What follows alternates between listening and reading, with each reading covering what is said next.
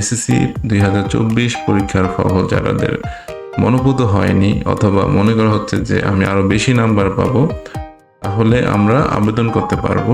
আমরা যদি আবেদন করি, এই আবেদনের কিছু নিয়ম রয়েছে, এই নিয়মগুলো নিয়ে আজকে আমাদের আলোচনার বিষয়।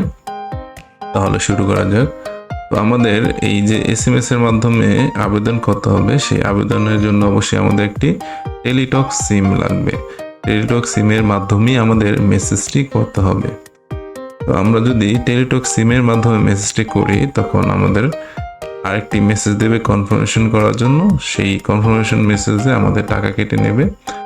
চলুন শুরু করা যাক এসএসসি 2024 বোর্ড চ্যালেঞ্জ করার নিয়ম।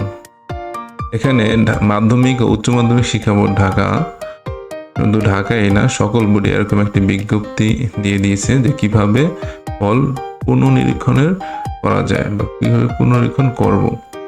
এক্ষেত্রে আবেদনের নিয়ম দেখানো হয়েছে এখানে আমাদের যে 13 তারিখ থেকে 19 তারিখ পর্যন্ত, অর্থাৎ চলতি মাসের বা মে মাসের 13 তারিখ থেকে 19 তারিখ পর্যন্ত আমরা আবেদন করতে পারবো এসএসসি 2024 ফলের পুনঃমূল্যায়নের জন্য। এক্ষেত্রে বলা হয়েছে যে শুধু টেলিটক প্রিপেড মোবাইল ফোন থেকে পুনঃনিরীক্ষণের আবেদন করা যাবে। আবেদন করতে মোবাইলের মেসেজ অপশনে গিয়ে RSC স্পেস বোর্ডের নামের প্রথম 3 অক্ষর স্পেস রোল নম্বর স্পেস বিষয় কোড লিখে সেন্ড করতে হবে 16222 নম্বরে। উদাহরণ দিয়ে দিয়েছে এখানে একটি, ঢাকা বোর্ডের কোনো পরীক্ষার্থীর রোল নম্বর যদি 1 2 3 4 5 6 এবং গণিতের আবেদন করতে চাইলে মেসেজ অপশনে RSC স্পেস DHA অর্থাৎ ঢাকা বোর্ডের প্রথম 3 অক্ষর, এরপর রোল নম্বর হিসেবে এখানে 1 2 3 4 5 6 স্পেস আমাদের গণিতের বিষয় কোডের কোড নম্বর 109 লিখে সেন্ড করুন 16222 নম্বরে। এবার কি হবে, ফিরতি এসএমএস এ আবেদন বাবদ কত টাকা কেটে নেওয়া হবে তা জানিয়ে একটি পিন নাম্বার প্রদান করা হবে। এতে সম্মত থাকলে মেসেজ অপশনে গিয়ে আবার RSC স্পেস ইয়েস স্পেস যে পিন নাম্বারটি দিবে সেই পিন নাম্বারটি স্পেস কন্ট্যাক্ট নাম্বার, অর্থাৎ যে নাম্বারটা পরীক্ষার্থীর নাম্বার, পরীক্ষার্থী যে নাম্বারের মাধ্যমে তার ফলাফল জানতে পারবে, যে কোনো মোবাইল অপারেটর দিলে হবে, এখানে লিখে সেন্ড করতে হবে 16322 নম্বরে। এখানে উল্লেখ্য, পুনঃনিরীক্ষণের ক্ষেত্রে একই এসএমএস এর মাধ্যমে একাধিক বিষয়ের জন্য আবেদন করা যাবে।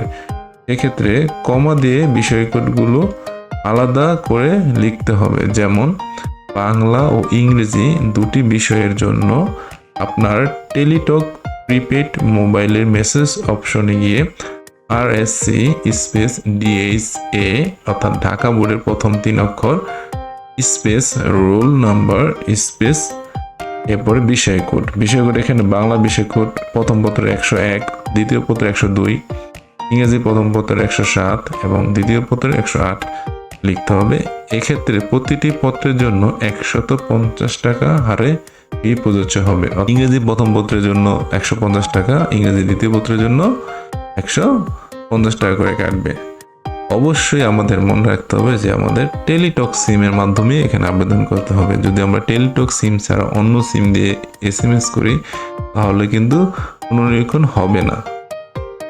তো পুনঃনিরীক্ষণের জন্য আমরা এখানে একটি অ্যাডমিট কার্ড নিয়েছি। এই অ্যাডমিট কার্ড থেকে যদি আমরা দেখে আবেদন করি এই শিক্ষার্থীর রেজাল্ট এর, তাহলে আমরা কি করবো, এখানে RSC স্পেস ঢাকা বোর্ডের জন্য DHA ঢাকা এবং এরপরে roll number space 101 Bangla subject code, এরপর সেন্ড করতে হবে 16322 যদি সে বাংলায় করে, কারণ বাংলা 101। আবার যদি বাংলা দ্বিতীয় পত্র করে, তাহলে বাংলা দ্বিতীয় পত্রের জন্য 102, ইংরেজির জন্য 107 আর ইংরেজি দ্বিতীয় পত্রের জন্য 108।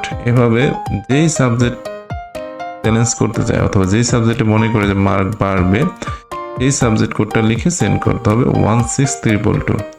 আর এখানে যে বোর্ড নাম্বার, এখানে যে বোর্ড নাম, এই বোর্ডের নামের ক্ষেত্রে ঢাকা বোর্ডের ক্ষেত্রে DHA ঢাকা, কুমিল্লা বোর্ডের ক্ষেত্রে কুমিল্লার বোর্ডের প্রথম 3 অক্ষর দিতে হবে এবং চিটাগাং বোর্ডের ক্ষেত্রে চিটাগাং বোর্ডের প্রথম 3 অক্ষর, বরিশাল বোর্ডের ক্ষেত্রে বরিশাল বোর্ডের প্রথম 3 অক্ষর দিতে হবে। সব বোর্ডেরই নিয়ম কিন্তু একই। এরপর একটা ফিরতি SMS দিবে, সেই ফিরতি SMS এর পিন নাম্বার দিবে, এখানেও আবার পুনরায় SMS করতে হবে ফিরতি SMS পাওয়ার পরে। আর SC space yes space pin number, যে পিন নাম্বারটা দেবে সেই pin number space phone number, যে ফোন নাম্বার শিক্ষার্থী দিতে চায়, এরপর সেন্ড করতে হবে 16322। এভাবে আমরা 2024 সালে SSC পরীক্ষার্থীদের যে ফলাফল, এই ফলাফলের পুনর্নিরীক্ষণের জন্য আবেদন করতে পারি। আশা করি সবাই ভালো থাকবেন এবং ভিডিওটি ছড়িয়ে দেবেন সবার মাঝে।